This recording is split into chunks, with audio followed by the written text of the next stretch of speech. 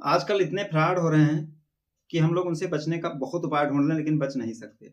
और अगर हम पेट्रोल पंप से जुड़े हैं तब तो हमारा नुकसान बहुत ही संभव है, क्योंकि हमारे पेट्रोल पंप पे बहुत लोग आते हैं, कहते हैं भैया हमारे बेटे की तबीयत खराब है, हॉस्पिटल में एडमिट है, उसको ब्लड के लिए जमा करना है पैसा।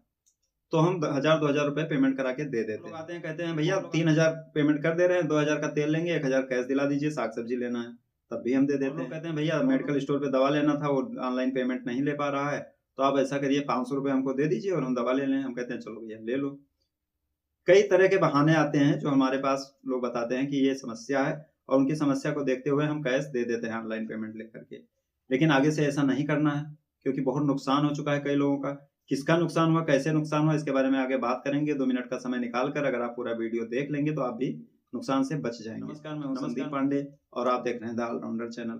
चैनल पर नए हैं तो सब्सक्राइब कर लीजिए और वीडियो पसंद आएगा तो लाइक कर दीजिएगा, क्योंकि पेट्रोल पंप से जुड़े वीडियो हम आपके लिए बनाते रहते हैं। दोस्तों, हम सभी लोग यूपीआई का पेमेंट लेते हैं पेट्रोल पंप पर अपने, और खास तौर पर वैसे तो कई दुकानें हैं, कपड़ा व्यापारी, किराना दुकान, दवा दुकान, सबके पास जाते होंगे। मैं सबसे यही अपील करता हूँ, इसके साथ साथ अपने पेट्रोल पंप भाइयों से खास तौर पर अपील करता हूँ कि यदि आपके पेट्रोल पंप पर, यदि आपके दवा की दुकान पर, कपड़ा की दुकान पर कोई आता है और कहता है हमको 200 रुपए 400 रुपए पेमेंट दे दीजिए ऑनलाइन लेकर के, तो आप दे दीजिए, दूसरी बात है। लेकिन मेरे ख्याल से वो भी अब आजकल करने लायक नहीं है, क्योंकि जालसाज चारों तरफ से नजर गड़ाए बैठे हुए हैं। जरा सा हम चूकें और हमारा फायदा उठाकर वो निकल जाए। तो आपको ध्यान क्या देना है? ध्यान ये देना है कि अभी तक हम लोग करते थे कि 3,000 का पेट्रोल लेना है भैया, 2000 तेल भरवा लीजिए, 1000 नगद दे दीजिए। हम कहते थे ठीक है।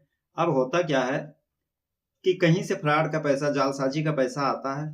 उनको देखना है कि ये पैसा हम कहाँ भेजें कि जिससे हमारा पैसा खत्म हो जाए और हमको एक नंबर में मिल जाए। करता क्या है, आदमी आता है, कहता है भैया 1000 का तेल डाल दो, 2000 नगद दे दो। हम कहते हैं ठीक है। 3000 का पेमेंट कराया, चला गया। बाद में पता चला अगले दिन आप बैंक जाएंगे तो वो अमाउंट आपका होल्ड कर दिया जाएगा, क्योंकि वो जालसाजी का पैसा है। अभी तक तो 3000 5000 का होता था, अब 1000 रुपए का होने लगा है। एक हमारे साथी हैं, उनके पेट्रोल पंप पर एक औरत आई, बोली बच्चे की तबीयत खराब है, दवा लेना है, बहुत जरूरी है, 1000 रुपए पेमेंट करवा दीजिए। नहीं, उसने शुरू में बोला कि 3000 रुपए कर दीजिए। इन्होंने कहा नहीं हो पाएगा, बोले कुछ कर दीजिए, बोला 1000 करवा लो। तो उसने कहा 2000 कर दीजिए।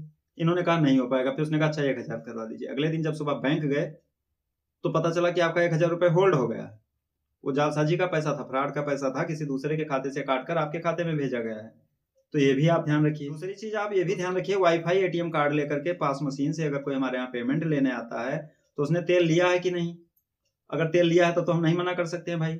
अगर तेल नहीं लिया है तो हमको पेमेंट नहीं देना है, क्योंकि अब वाईफाई में 1000-1500 रुपए आप फीड करिए और कार्ड को जैसे आप छुआएंगे, एटीएम कार्ड को इस तरह से ऐसे छुआएंगे मशीन पर, तुरंत वो एक्टिव हो जाएगा और पैसे कट जाएंगे। तो इन सब चीजों से बचना है। कई पेट्रोल पंप पर तो यहाँ तक की हुआ है कि आदमी सेल्समैन से मिल लेता है या हमारे मैनेजर से, हमसे मिल लेता है और कहता है हमारी ऐसी ऐसी समस्या है, 5000 रुपए 10,000 रुपए पेमेंट करा दीजिए, आप कुछ चार्ज ले लीजिए।